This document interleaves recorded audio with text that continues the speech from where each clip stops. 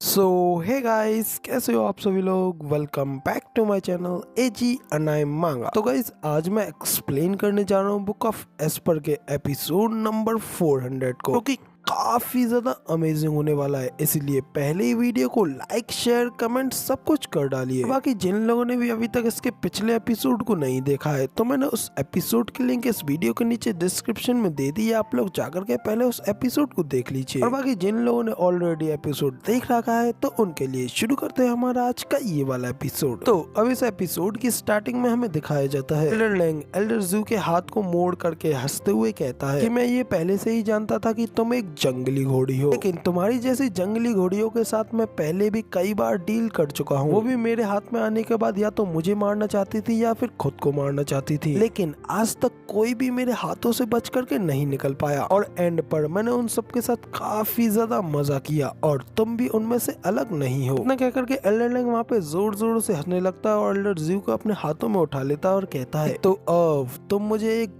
बड़ी सी और प्यारी सी एक किस दो। इतना कहकर के एल्डर लैंग अपने घिनौने से मुंह से ब्लश करते हुए एल्डर ज़ू को किस करने के लिए आगे बढ़ने लगता है। जबकि ये सब कुछ देख एल्डर ज़ू काफी ज्यादा गुस्सा हो रहे होते हैं, लेकिन फिर भी वो आगे कुछ नहीं कर पाते हैं और एल्डर लैंग को सिर्फ गाली देते हुए कहते हैं कि कमीने ठड़की, अभी के अभी यहीं पर रुक जाओ। अब एल्डर ज़ू के इतना कहते ही हमें दूसरी ओर फिर से एल्डर लैंग की ओर दिखाया जाता है कि एल्डर ज़ू को किस करने के लिए आगे बढ़ रहे होते हैं, लेकिन अचानक से वहाँ से एल्डर ज़ू गायब हो जाती है और उनके मुंह के सामने पॉटी आ जाती है और एल्डर लैंग उस पॉटी को ही किस कर लेते हैं। और फिर जब एल्डर लैंग अपनी आंखें खोल करके एल्डर ज़ू को अपने हाथों से गायब देखते हैं और अपने सामने पॉटी को देखते हैं, तो वो काफी ज्यादा हैरान हो जाते हैं। अचानक से उनके हाथ में एल्डर ज़ू की जगह पर ज़ूफेन होता है, क्योंकि अपने हाथ में स्टिक में उसी पॉटी को पकड़े हुए होता है जैसे कि अभी अभी एल्डर लैंग ने किस किया होता है। देख करके एल्डर लैंग बुरी तरीके से हैरान होते हुए कहते हैं कि आखिर तुम यहाँ पर क्या कर रहे हो। ज़ूफेन उनसे कहता है कि वो छोड़ो, तुम ये बताओ कि आखिर इसका टेस्ट कैसा था।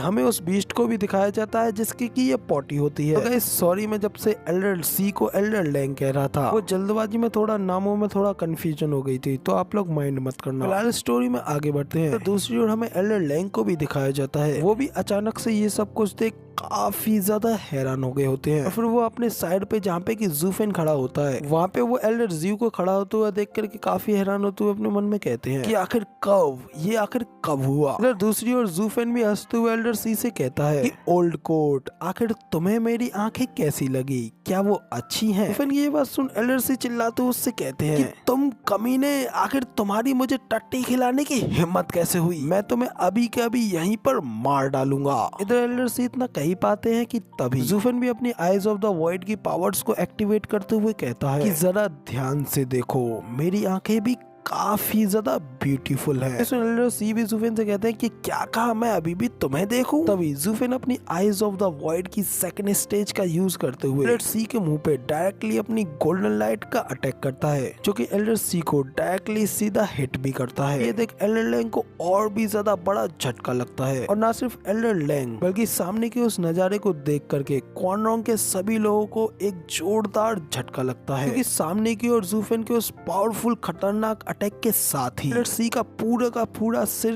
गायब हो चुका होता है और उनकी बॉडी मर के नीचे जमीन पर गिर गई होती है। जबकि ज़ूफेन की इस सारी चाल के बारे में सोचते हुए कमांडर ट्यूबा अपने मन में कहते हैं कि ज़ूफेन ने सबसे पहले अपने शब्दों का यूज करते हुए एल्डर लैंग को न्यूट्रलाइज करके उनको शांत कर दिया, जबकि अगले ही पल उसने एल्डर सी को अपना टारगेट बना लिया। सच में ज़ूफेन बहुत बड़ा कपटी है। इधर दूसरी ओर एल्डर सी की ऐसी हालत को देख करके हु भी एल्डर ली से अपने ध्यान दूसरी ओर करते हुए एल्डर सी की ओर देखने लगते हैं। अब इस बात का फायदा उठाते हुए ज़ूफेन भी एल्डर ली से कहता है, एल्डर ली जल्दी से वापस पीछे हटे। अब इधर ज़ूफेन की ये बात सुनकर के एल्डर हु भी जल्दी से वापस से एल्डर ली की ओर मुड़ करके देखते हैं और उनसे कहते हैं कि क्या तुम यहाँ से भागना चाहते हो? लेकिन इतना कहते ही अचानक से एल्डर हु को अपने पीछे से किसी चीज को आते हुए फील होता है। तभी उनके पीछे से ज़ूफेन एल्डर हु के ऊपर भी अपनी आइज ऑफ द वॉइड की गोल्डन पावर से अटैक करता है, क्योंकि एल्डर सी एक थर्ड लेयर के इथेरियल स्टेज के एक्सपर्ट एक्सपर्ट होते हैं, तो उनके सेंसेस भी काफी ज्यादा फास्ट होते हैं। वो जल्दी से ज़ूफेन के उस अटैक को पीछे की ओर डॉज करके बच जाते हैं, जबकि दूसरी ओर ज़ूफेन अपनी इतनी ज्यादा पावर्स को यूज करने की वजह से काफी ज्यादा एग्जॉस्ट हो गया होता है। वो काफी ज्यादा थक गया होता है, पीछे की ओर गिरने लगता है, लेकिन तभी वहाँ पे उसके पीछे एल्डर ली आ जाते हैं, उसे पीछे गिरने से संभाल लेते हैं। जबकि दूसरी ओर एल्डर क्यू भी एल्डर सी के उस स्नेक अटैक से आजाद हो गए होते हैं। एल्डर ज़्यू भी एल्डर क्यू के पास आती है और उनसे कहती है, ओल्ड मैन चलो अब जल्दी से हमें वापस चलना है। तभी एल्डर ज़्यू, एल्डर क्यू और एल्डर ली ज़ूफेन को अपने साथ लेकर के बड़ी तेजी से वापस की ओर चले जाते हैं। जबकि इधर उन लोगों के चले जाने के बाद एल्डर हु या कोई और भी उनके पीछे नहीं जाता। एल्डर हु सबसे पहले एल्डर लैंग के पास आते हैं। एल्डर सी की डेड बॉडी को देखते हुए कहते हैं कि एल्डर लैंग आखिर ये सब हुआ कैसे? आखिर उस छोटे से बच्चे ने ब्रदर सी के सिर तक को भी कैसे डिस्ट्रॉय कर दिया? तभी ये सुन एल्डर लैंग कहते हैं कि आखिर मुझे इस सब के बारे में कैसे पता होगा? बच्चा एक सेकंड पहले ठीक मेरे सामने ही खड़ा था, लेकिन अगले ही पल वो कमीना उस ठड़के स्नेक के सिर को अपने हाथों में लेकर के उसकी